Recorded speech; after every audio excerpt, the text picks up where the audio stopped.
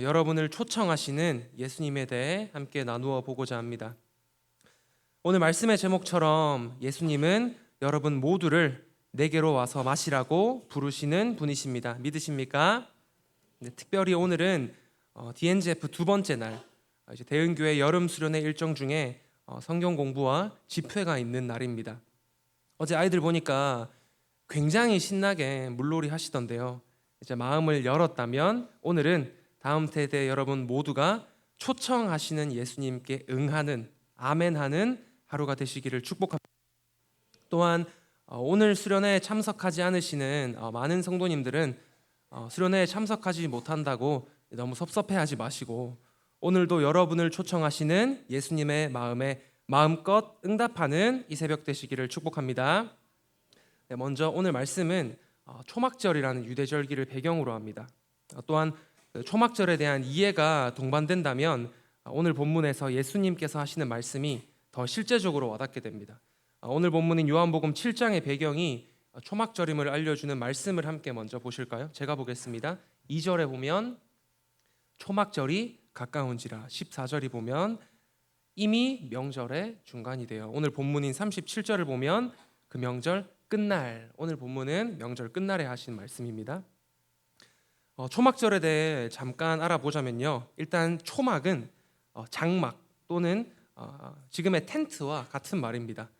또한 이 초막은요, 이스라엘이 광야에서 40년간 거주했던 그 장막을 상징합니다. 이 초막절은 크게 두 가지의 의미를 갖고 있습니다. 첫 번째 의미로 초막절은 광야에서의 초막 생활 또 장막 생활을 기억하는 절기였습니다. 이스라엘 백성은 광야에서 40년간 방황하는 시기를 보냈습니다. 그때 이스라엘 백성은 모두 텐트, 장막 생활을 했습니다. 광야에는 먹을 것이 없었지만 하나님은 이스라엘 백성을 만나로 채우셨고, 마실 것도 없었지만 반석에서 샘물이 나게 하셨습니다. 그때를 기억하면서 초막절은 7일 동안 진행되는 축제입니다. 후대의 이스라엘 백성들은 7일 동안 집 밖에 텐트를 치고요, 거기서 먹고 자기도 하며 축제와 같은 절기를 가졌습니다. 두 번째 의미로 초막절은 추수감사절기였습니다. 이스라엘은 크게 3번의 추수가 있습니다. 그 중에 마지막 추수의 때가 초막절입니다. 따라서 초막절은 지금으로 따지자면 추수감사절 같은 기간입니다. 이번 수확에도 비 주시고 햇살 주시고 지켜 보호해 주셔서 감사드리며 하나님께 제물을 바쳤습니다. 원래 성전 제사에는 제단에 포도주를 붓는 제물로 드립니다. 그러나 초막절에는 거기에 더하여 제사장이 실로암 못에서 물을 길어와서 제단에 붓기까지 했습니다. 이제 하나님께서 이른 비와 늦은 비의 은혜를 앞으로도 주시도록 간구하는 상징적인 행위이기도 했고 유대의 전통 의식이기도 했습니다. 이제 그 축제 같은 초막절의 분위기가 오늘 본문에 와서는 클라이막스로 향하고 있었습니다. 40년간 우리 조상들에게 베푸신 하나님의 은혜를 기억하고 이번 추수에도 많은 수확을 얻게 하신 하나님께 감사하며 분위기는 점점 무르익어 갔습니다. 제단에는 흘러 넘치도록 물이 부어졌고 실로암에서 제단까지 물을 길어오는 행렬 뒤로는 이제 언제나 백성들이 이제 호산나 호산나 외쳐대는 백성들이 줄을 지었습니다. 모두가 흥겨워하며 즐기던 명절 끝날 실로암의 물이 제단에 부어지며 모두가 먹고 마시던 그때 예수님은 오늘의 본문 말씀, 이제 목마르면 내게 와서 마시라는 말씀을 하고 계신 겁니다. 예수님은 그 축제통에 내게로 와서 마시라는 초청의 말씀을 어떻게 하셨을까요? 첫 번째로 서서 외쳐 초청하시는 예수님입니다. 37절 말씀은 함께 한 목소리로 읽겠습니다. 시작. 명절 끝날 곧 큰 날에 예수께서 서서 외쳐 이르시되 누구든지 목마르거든 내게로 와서 마시라. 예수님은 분명히 서서 외치셨습니다. 신약 성경에 예수님이 외쳤다는 표현은 자주 등장하는 표현이 절대 아닙니다. 서서 또 외치셨다는 표현은 굉장한 강조를 의미합니다. 오늘 본문의 외쳐라는 원문의 단어가 또 다른 곳에 등장한 용례를 보면 이제 바울이 공회에서 바리새인들에게 외칠 때 이 외쳐라는 원어적 표현이 사용되고요, 또 세례 요한이 광야에서 예수님에 대해 증언할 때 외쳐라는 단어가 사용됩니다. 그만큼 강하게 예수님이 말씀하신 겁니다. 세상 모든 사람들이 즐겁게 축제를 즐기는 그 난리통에 예수님이 서서 외치셨다는 것은 어떤 의미를 갖고 있었을까요? 첫 번째로 서서 외치는 것은 소갈로 1번입니다. 서서 외치는 것은 정성입니다. 먼저는 정성을 느낄 수 있었습니다. 딱 이때가 축제 중인 이스라엘 사람들에게 내게로 와서 마시라는 말이 가장 잘 통하는 시기였습니다. 매일 아침마다 실로암으로 물 풀어가던 행렬이 항상 어마어마했고 그 물이 제단에 부어질 때면 사람들은 환호를 질러댔습니다. 바로 그때 예수님은 축제를 즐기던 사람들에게 친히 서서 외쳐주셨습니다. 뭐라고요? 바로 내게로 와서 마시라고 외쳐주셨습니다. 그렇다면 우리에게는 어떠하실까요? 예수님께서는 저와 여러분들을 향해서도 여전히 서서 외쳐 초청하고 계시는 줄을 믿으시기 바랍니다. 누구에게로 초청하시는 겁니까? 바로 예수님께로 오늘도 저와 여러분을 초청하고 계십니다. 혹시나 우리도 제단에 부어지는 물에는 그 분위기에는 환호하지만 정작 서서 외치시는 예수님의 부르심을 듣지 못하고 있지는 않으신가요? 내 일상의 집중력이 혹여나 예수 그리스도가 아닌 다른 것에 빼앗겨 있지는 않으신가요? 그것이 무엇이든 아무리 우리 삶에 중요한 영향을 미치는 것이라 할지라도 정작 예수님의 초청에는 너무나 둔감해져 버린 모습이 우리 삶에는 있지 않으신가요? 그러나 예수님은 그럼에도 불구하고 오늘도 본인의 정성을 다해 외치고 계신 겁니다. 뭐라고요? 내게로 와서 마시라. 오늘 새벽에도 우리를 초청하고 계시고 오늘 수련회에서도 다음 세대 여러분을 만나 주시기 위해 내게로 와서 마시라고 소리치시는 분이 바로 예수님임심을 믿으시기를 바랍니다. 두 번째로 서서 외치는 것은 확신입니다. 수많은 사람들 앞에서 서서 외친다는 것은 얼마나 확신 가득한 확실한 초청이라는 것이겠습니까? 저만 해도요. 이제 설교를 준비하다 보면 아직 선배 교역자 분들보다 배운 것도 삶의 경험도 많지 않기 때문에 기도하며 감동으로 준비하는 설교지만 이런 제 말씀 해석의 정당성이 있는지 내 생각을 말하는 것이 아니라 본문이 말하는 설교를 하고 있는지 항상 염두하며 설교문을 작성합니다. 확신 있는 설교를 하기 위해서 열심히 노력하고 있습니다. 그만큼 많은 사람 앞에서 서서 외친다는 것은 말하는 이의 분명한 확신을 요구하는 행위입니다. 평가가 뒤따를 수도 있었고요. 반론이 뒤따를 수도 있었고요. 협박이 뒤따를 수도 있었겠지만 그럼에도 불구하고 많은 사람 앞에서 하는 발언은 반드시 발화자의 확신을 전제로 합니다. 예수님은 목마른 자들을 초청하시며 그들을 영원히 목마르지 않게 하실 확신이 있으셨던 겁니다. 또 예수님의 초청에는 여러분과 저를 목마르게 하지 않겠다는 예수님의 확신이 있는 것입니다. 그렇다면 그 초청에 응할 충분한 이유가 되는 것이 아니겠습니까?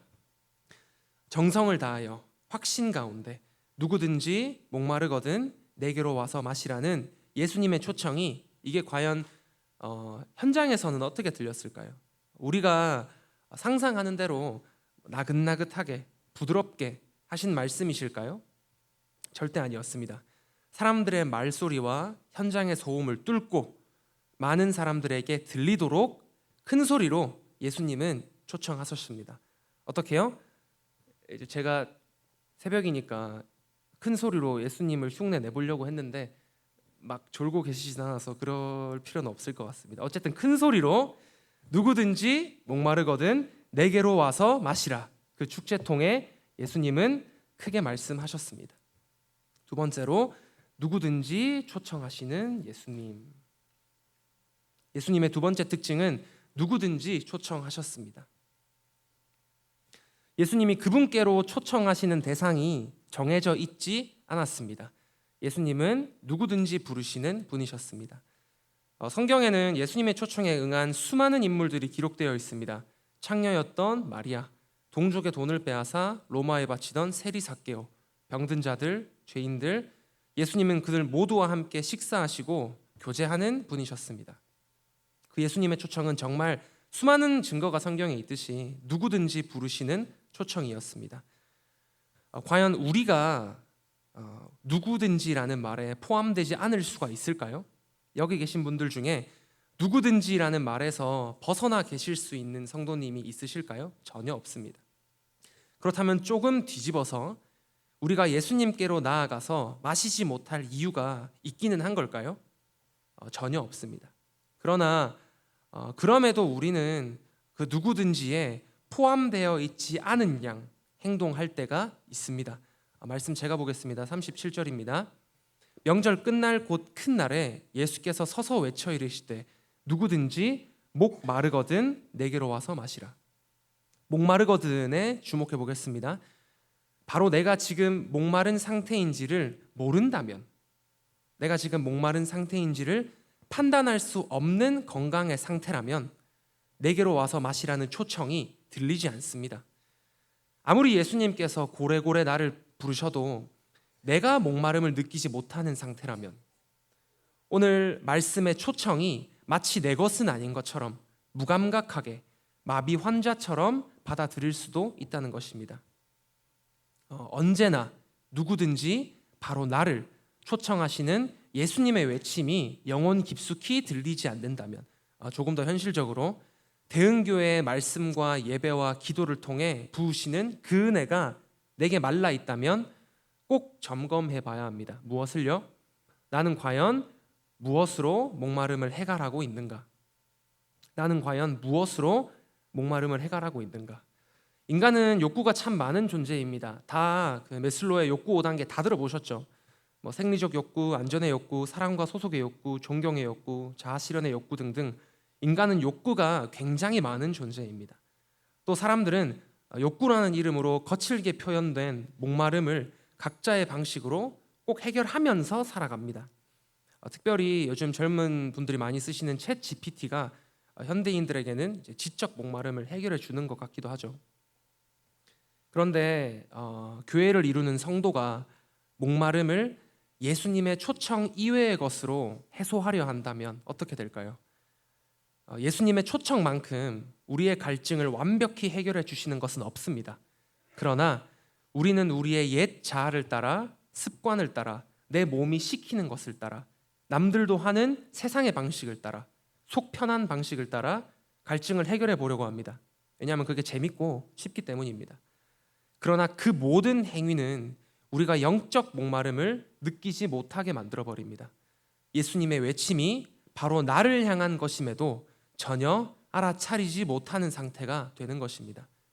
소금물을 마시는 것은 더 큰 갈증만을 유발할 뿐입니다. 혹시나 영적으로 가뭄의 시기를 지나는 것 같은 성도님들이 계신가요? 학생들 중에서는 이 지루에 빠진 예배의 은혜가 대체 무엇인지, 엄마 아빠는 또 왜 이렇게 열심히 대흥교회로 사시는지 이해가 안 가는 학생들이 혹시 있나요? 또 청년들 중에는 반복적으로 넘어지는 죄와 실수들 때문에, 또 해결되지 않는 현실 때문에 은혜의 홍수의 흔적조차 지워진 것 같은 분들이 계신가요? 지금 내 욕구를 해소해주고 있는 안식처에서 떠나십시오. 내 갈증을 해갈하는 듯 하며 내 영적 건강을 해치는 것들로부터 반드시 떠나십시오.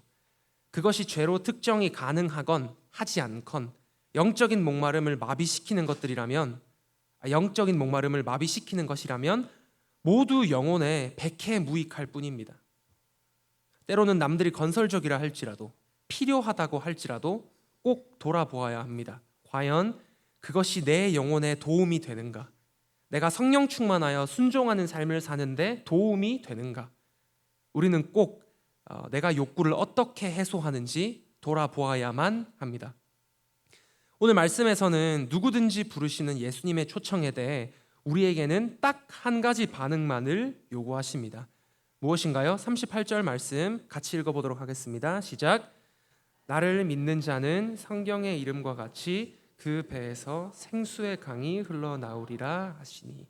38절 초반부에 나를 믿는 자가 되어라, 딱 한 가지만을 예수님은 우리의 목마름을 해결하기 위하여 요구하고 계십니다. 이때 믿음은 어떤 상태에 대한 지칭입니까? 바로 목마름을 해결할 분이 예수님뿐이라는 그 마음, 그 믿음을 여기서는 믿음으로 표현하고 있습니다. 예수님이 말씀하시던 그날은 모두가 물의 행렬에 호산나 호산나 소리치던 날들이었습니다. 올해 수확도 잘하도록 보호해 주셔서 감사하고 앞으로의 농사에도 때에 맞는 비를 허락해 달라고 간구하는 축제 중이었습니다. 모두가 각자의 목마름과 간구로 춤추던 이때에 예수님은 우리에게서 마르지 않는 생수의 강이 나도록 믿음의 조건을 딱 하나 거시는데, 그 조건이 바로 내가 너의 갈증을 해결해 줄 자라는 것을 믿는 것, 그 믿음을 하나 예수님은 요구하셨습니다. 내 인생의 갈증을 해결해 줄 분이 예수님임을 믿는 그 반응, 그 응답을 이 새벽에 우리 모두 해보지 않으시겠습니까? 세 번째로 생수의 강이 흐르는 삶으로 초청하시는 예수님입니다. 38절 말씀 다시 한번 제가 읽도록 하겠습니다. 나를 믿는 자는 성경의 이름과 같이 그 배에서 생수의 강이 흘러나오리라 하시니. 나를 믿는 자는 성경의 이름과 같이 그 배에서 생수의 강이 흐르리라고 예수님께서 말씀하시는데요. 그렇다면 이 시대에는 신약 성경이 없을 테니까 구약 성경의 생수의 강에 대해 어떻게 일러져 있나요? 생수의 강에 대해 일러주신 말씀 두 군데만 함께 살펴보겠습니다. 먼저 에스겔 47장에 그 강에 대한 언급이 있습니다. 성전 문지방에서 물이 흘러나와 동쪽으로 흘러내려 큰 강이 되고 그 강이 닿는 모든 곳에는 생명과 치유가 임한다고 말씀하십니다. 말씀 한 구절 같이 보실까요? 에스겔 47장 9절입니다. 시작. 이 강물이 이르는 곳마다 번성하는 모든 생물이 살고 또 고기가 심히 많으리니 이 물이 흘러 들어가므로 바닷물이 되살아나겠고 이 강이 이르는 각처의 모든 것이 살 것이며. 아멘.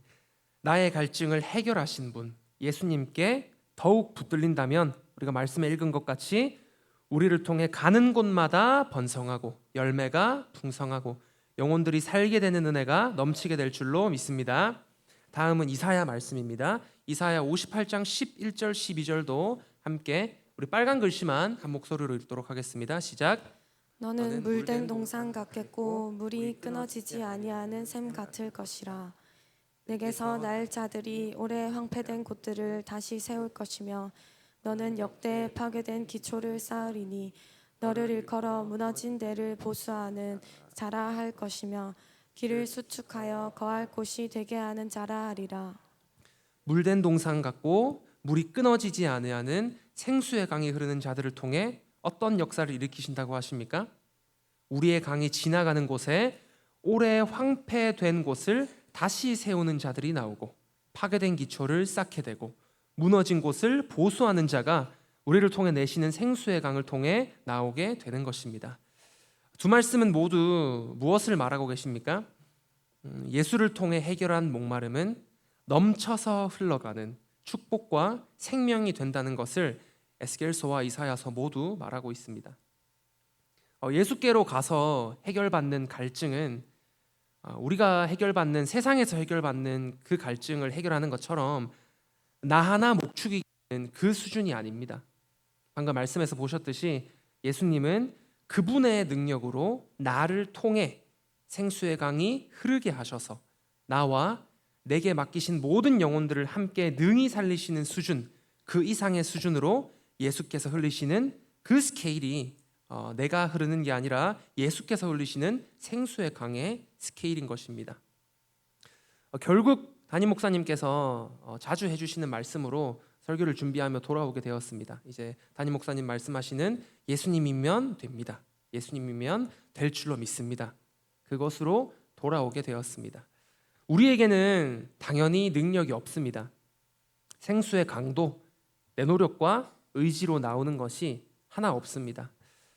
우리가 지금도 나를 향해 서서 외치시며 나 같은 죄인까지도 누구든지 부르시는 예수님의 초청에 반응한다면 비로소 우리 삶은 살아 생명력 있는 생수의 강이 흐르는 삶이 될 줄로 믿습니다. 그러나 내가 예수님의 초청 이외의 것으로 갈증을 해결하고 있는 그런 불량식품이 없으신지 꼭 돌아볼 것을 말씀드렸습니다. 예수 그리스도 말고 내 삶에 다른 출구가 있다면, 다른 안식처가 숨겨져 있다면 우리는 당연히 정상적인 영적으로 건강한 사람의 목마름을 느낄 수가 없습니다. 요한복음에서 물은 곧 성령을 의미합니다. 생수의 강이 흘러나오게 하리라는 예수님의 말씀은 성령의 역사를 경험하게 하시리라는 말씀과도 같습니다. 오늘 수련의 마지막 날을 보내시는 대흥의 다음 세대 여러분, 또 이들을 섬겨주시는 너무나 귀한 교사 여러분, 오늘 분명히 재밌는 레크레이션도 할 것이고 맛있는 밥도 먹을 것이고 신나게 뛰며 찬양하는 시간도 갖게 될 것입니다. 오늘 무려 저녁에 찬양이 10곡입니다. 그러나 예수님 아닌 것들이 여러분의 출구가 되지 않기를 소망합니다. 예수님을 만나서 생수의 강이 흐르게 되는 것, 성령의 임재를 경험하게 되는 것, 이외에 어떤 것도 수련회의 목적이 되지 않기를 소망합니다. 재미와 흥은 우리의 마음을 여는 좋은 도구이긴 하지만 시간이 지나면 말라버리는 일회용품 같은 것들입니다. 그러나 매 순간 나의 질문 같은 갈증의 해결자가 예수님뿐인 것을 알고 그분을 알고자 지금도 나를 향해 외쳐 부르시는 그 부르심에 반응한다면, 기도한다면 여러분의 삶이 생명력 있는 강을 흘려내는 그런 멋진 인생이 될 줄로 믿습니다. 시시한 불량식품에 기뻐하는 인생이 아니라 성령 충만함으로 건강한 하나님 나라의 일꾼 되는 역사가 오늘 DNGF 다음 세대 수련회 가운데 있게 될 줄로 믿습니다. 성도님들도 어느 곳에 계시든 여러분을 부르시는 예수님의 초청이 닿지 않는 곳은 없습니다. 예수님은 다음 세대 아이들 뿐만 아니라 여러분도 힘차게 부르고 계십니다. 어떻게요? 이스라엘 백성에게 예수님이 그렇게 하셨듯이 축제날의 소음을 다 뚫을 만큼, 우리 인생의 모든 소음을 다 뚫을 만큼 힘있게 누구든지 내게로 와서 마시라, 누구든지 내게로 와서 마시라, 우리 모두를 향해 외치고 계신 것입니다. 네, 함께 기도해 볼까요? 여러분 목마르지 않으신가요? 성령의 능력으로 살아내고 죄를 끊어내고 진로를 인도함 받고 한 영혼을 살리고 그런 삶을 우리 모두는 소망하고 있다고 생각합니다. 그렇다면 우리는 예수님만이 이 모든 갈증의 해답임을 믿고 그분께로 나아가야만 합니다. 나아가기만 한다면 오늘 말씀의 예수님은 마실 것을 허락하시고 또 우리에게 생명력 있는 생수의 강이 흐르게 하시리라, 성령으로 충만하게 하시리라 약속하고 계십니다. 함께 기도할 때 하나님, 오늘 새벽에 이 자리에 모인 우리에게 내 인생의 갈증의 해갈이 필요합니다. 또 오늘 수련회까지 참석하는 다음 세대 학생들에게는 건강한 목마름을 회복하여 예수께로 나아가게 되는 그 은혜가 필요합니다. 성령님, 간절히 기도하오니 오늘 새벽의 기도 시간부터 오늘의 모든 수련회 일정까지 성령 하나님께서 은혜를 베풀어 주시옵소서. 예수께로 나아가서 마시게 되는 복된 하루가 되게 하여 주시옵소서. 같이 기도하겠습니다.